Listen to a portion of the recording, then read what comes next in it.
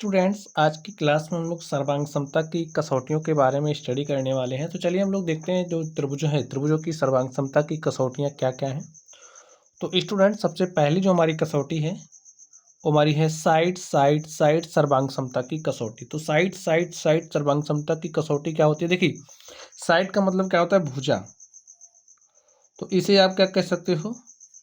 Side side side सर्वांग समता की कसौटी को भुजा भुजा भुजा सर्वांग समता की कसौटी। ठीक है, जैसे यहाँ पर साइड एंगल साइड है ना, ए दिख रहा है, तो इसे आप क्या कहोगे?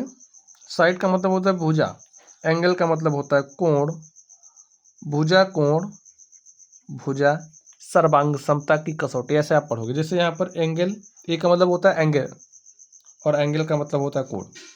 एंगल साइड एंगल यानी कि कोण, भुजा कोण सर्वांग समता की कसौटी। एंगल एंगल साइड, कोण कोण भुजा सर्वांग समता की कसौटी। तो चलिए हम लोग देखते हैं एक एक करके। आप समझिए, हमारे पास कोई दो त्रिभुज है। ठीक है, कोई दो त्रिभुज है। एक त्रिभुज इस तरीके से हो गया, ए हमारा एक त्रिभुज है, और ए जो त्रिभुज है इसको हमने नाम दिया ए बी सी। और एक हमारे पास दूसरा त्रिभुज है, और ए जो दूसरा त्रिभुज है इसको हमने नाम दिया डी ई एफ। ठीक है, एक त्रिभुज हमारे पास है ए बी सी, दूसरा त्रिभुज है डी ई एफ। अब स्टूडेंट्स आप लोग ध्यान से समझिए, अगर समझिए ये जो त्रिभुज है इसके संगत, जैसे ये जो त्रिभुज है इसकी भुजा ए बी के संगत भुजा डी है। ए बी बराबर किसके? डी के है। ये जो निशान हम लगा रहे हैं बराबर का है। ठीक है, ये दिखा रहा है कि जो भुजा ए बी है वो बराबर है डी के। आगे देखिए, अब अगर बी सी के संगत भुजा ई एफ है, तो बी सी बराबर अगर ई एफ है और ए सी बराबर डी एफ है, तो इस केस में त्रिभुज ए बी सी सर्वांगसम होगा त्रिभुज डी ई एफ के। और किस कसौटी के अंतर्गत? साइड साइड साइड, क्योंकि देखिए ए भुजा इसके बराबर है, ए भुजा इसके बराबर है, ए भुजा इसके बराबर है। तो साइड साइड साइड सर्वांग समता की कसौटी से त्रिभुज ए बी सी सर्वांगसम है त्रिभुज डी ई एफ के। तो लिखिए, जो भुजा ए बी है बराबर है डी के। चित्र को देख के ही अब आप बता सकते हैं, जो बी सी है वो बराबर है ई एफ के, और जो हमारी भुजा ए सी है वो बराबर है डी एफ के। लिखिए, इसलिए साइड साइड साइड सर्वांग समता की कसौटी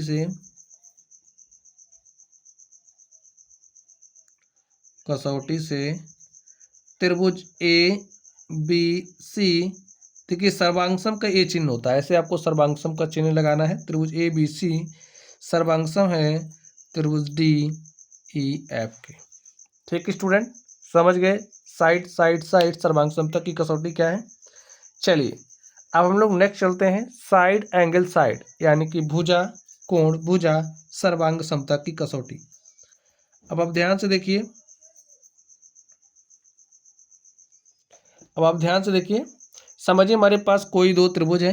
एक त्रिभुज हमारे पास ए हो गया, और ए जो त्रिभुज है इसको हमने नाम दिया ए बी सी, और हमारे पास एक दूसरा त्रिभुज है, और ये जो त्रिभुज है इस त्रिभुज को हमने नाम दिया डी ई एफ। ठीक स्टूडेंट, अब देखिए, अगर समझिए ये जो भुजा ए बी है वो बराबर है डी की। ठीक है, और ये जो हमारी भुजा बी सी है बी सी ए बराबर है ई एफ के, तथा इन दोनों भुजाओं के अंतर्गत जो कोण बन रहा है ये कोण बराबर है इस कोण के। समझ जाइए बात आप लोग ध्यान से, ए बी बराबर है डी के, बी सी बराबर है ई एफ के, तथा इन दोनों भुजाओं के अंतर्गत जो कोण बन रहा है, ये जो एंगल बी है वो बराबर है एंगल ई के। लिख लीजिए, ए बी बराबर हमारा डी ई है, और जो बी सी है वो बराबर है ई एफ के, तथा जो एंगल बी है वो बराबर है एंगल ई के। ठीक है, अब देखिए साइड एंगल साइड, अब इसके संगत भुजा कौन सी ए है, संगत कोण ए है और संगत भुजा ए है। तो साइड एंगल साइड सर्वांग समता की कसौटी फॉलो कर रहा है, तो लिखिए साइड एंगल साइड सर्वांग समता की कसौटी से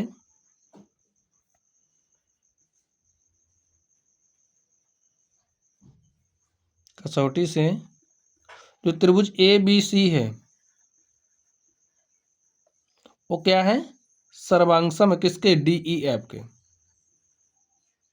हाँ, आपको देखिए जैसे ए बी सी, तो ए बी के संगत भुजा डी है, बी सी के संगत भुजा ई एफ है, तो इसी क्रम में चलना, जैसे आपने ए बी सी चला तो इधर से डी ई एफ चलना पड़ेगा।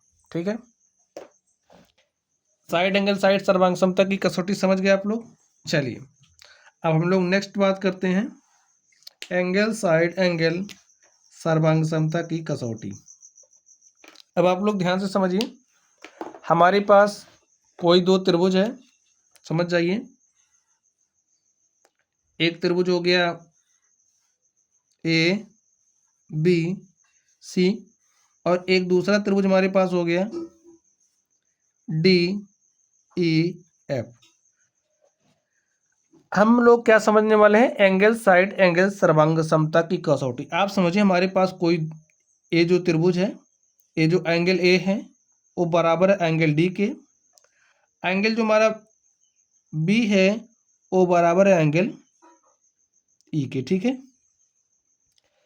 एंगल ए बराबर है एंगल डी के, लिखिए एंगल ए बराबर एंगल डी, एंगल बी बराबर हमारा एंगल ई है,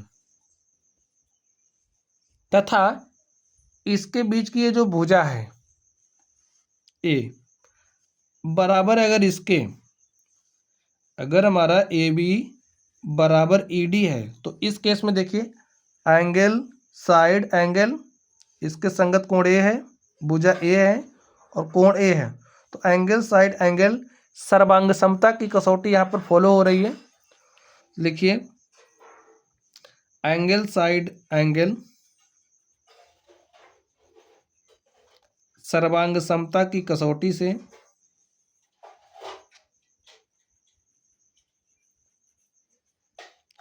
देखिए त्रिभुज ए बी सी सर्वांगसम है डी ई एफ के। लिख दीजिए त्रिभुज ए बी सी सर्वांगसम है त्रिभुज डी ई एफ के। समझ गए स्टूडेंट? तो आप लोगों ने एंगल साइड एंगल सर्वांग समता की कसौटी क्या होती है इसको समझ गए। चलिए नेक्स्ट देखते हैं। नेक्स्ट हमारा है एंगल एंगल साइड सर्वांग समता की कसौटी। ठीक है, लिखिए एंगल एंगल साइड सर्वांग समता की कसौटी। अब आप समझिए हमारे पास कोई दो त्रिभुज है, कोई दो त्रिभुज लीजिए। ये जो त्रिभुज है इसको हमने नाम दिया ए बी सी। एक दूसरा हमारे पास त्रिभुज है और ये जो त्रिभुज है इस त्रिभुज को हमने नाम दिया डी ई एफ। ठीक है, अब देखिए आप समझिए अगर ए कोण बराबर है इस कोण के, ए वाला कोण बराबर इस कोण के, तथा ए जो भुजा है बराबर है इस भुजा के। समझ गए स्टूडेंट्स? इसके संगत कोण ए है, इसके संगत कोण ए है तथा ए भुजा इसके बराबर है। तो इस केस में देखिए angle angle side, angle angle side ना, तो एंगल एंगल सर्वांग समता की कसौटी यहाँ पर फॉलो हो रही है। ए इसके बराबर है, इसके बराबर है, इसके बराबर है, तो एंगल एंगल साइड सर्वांग समता की कसौटी से लिखिए। पहले लिख दीजिए जो हमारा एंगल ए है वो बराबर एंगल डी के, एंगल बी बराबर एंगल ई के, और जो भुजा बी सी है वो बराबर है भुजा ई एफ के। तो कौन सी सर्वांग समता की कसौटी फॉलो हो रही है? एंगल एंगल साइड सर्वांग समता की कसौटी से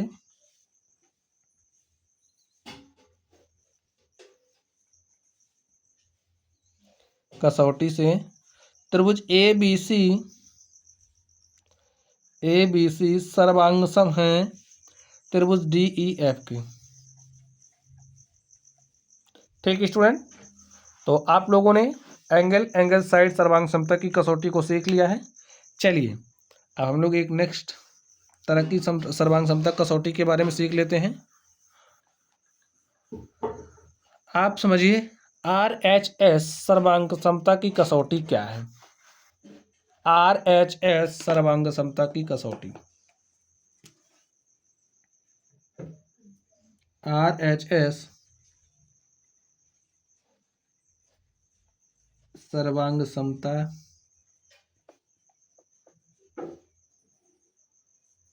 की कसौटी।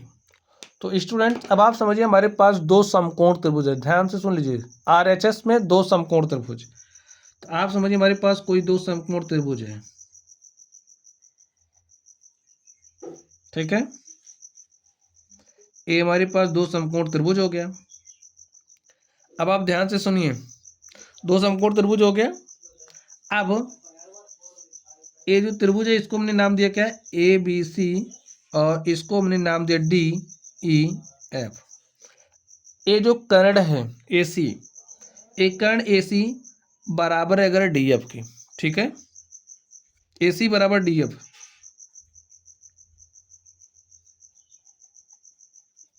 कर्ण क्या है, बराबर है। और देखिए इन दोनों भुजाओं में से कोई भी भुजा बराबर हो, देखिए जैसे ये भुजा ए बी है, या तो बराबर ही के हो जाए या ए बी बराबर डी हो, तो दोनों भुजाओं में से कोई, इसमें से इन दोनों भुजाओं में से कोई एक भुजा समझिए इसके बराबर हो गई। तो जो हमारा ए बी है वो बराबर है डी के। तो इस केस में यहाँ पर ये जो सर्वांग समता की कसौटी होगी वो RHS सर्वांग समता की कसौटी फॉलो होगी। लिखिए RHS सर्वांग समता की कसौटी से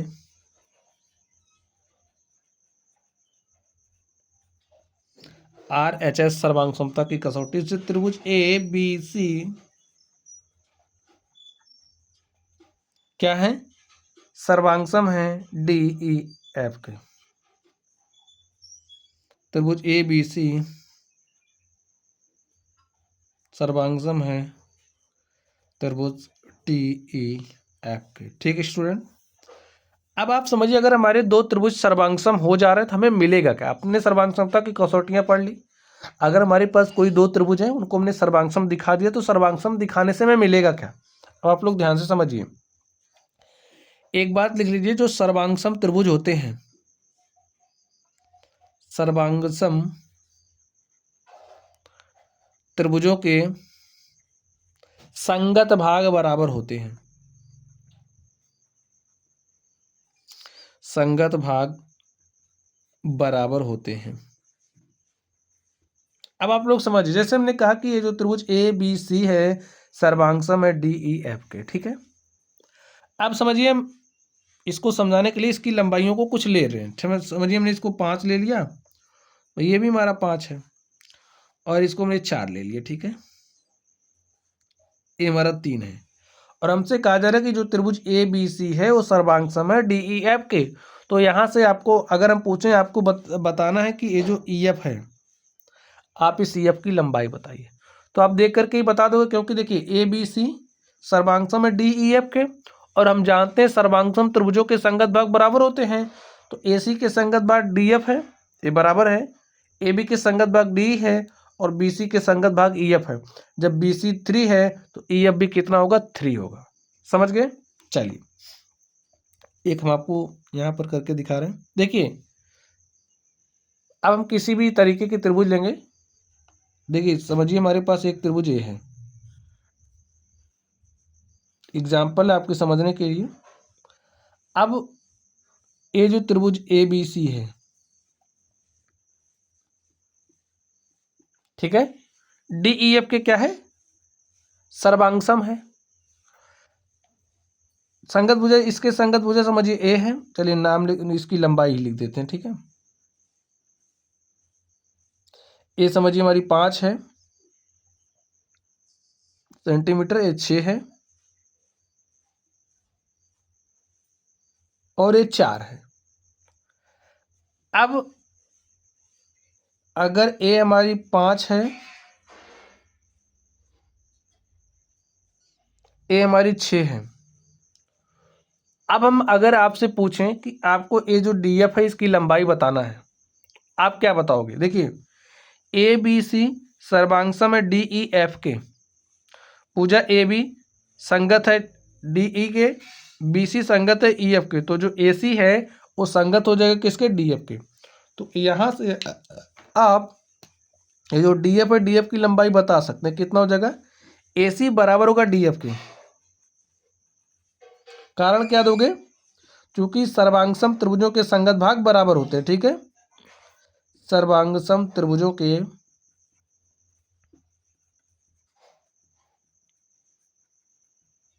संगत भाग बराबर होते हैं। तो जब ए सी बराबर हो जाएगा डी एफ के, तो ए सी हमारे पास कितना है? 4, तो यहाँ से हमें डी एफ भी मिल जाएगा कितना? 4। ऐसे आप निकाल सकते हैं। अब देखिए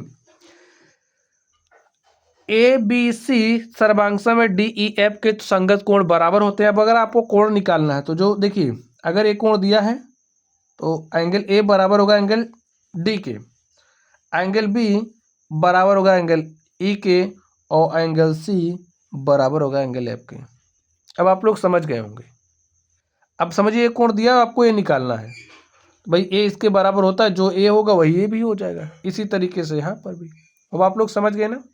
चलिए, तो स्टूडेंट्स आज की क्लास में बस इतना ही। आप लोग पढ़ते रहिए। अगर आप लोगों को कोई भी डाउट हो तो कमेंट बॉक्स में कमेंट करना। वीडियो पसंद आए तो वीडियो को लाइक कीजिएगा। चैनल पर नए हो तो चैनल को सब्सक्राइब कर लेना। चलिए आप लोग पढ़ते रहिए। Thank you.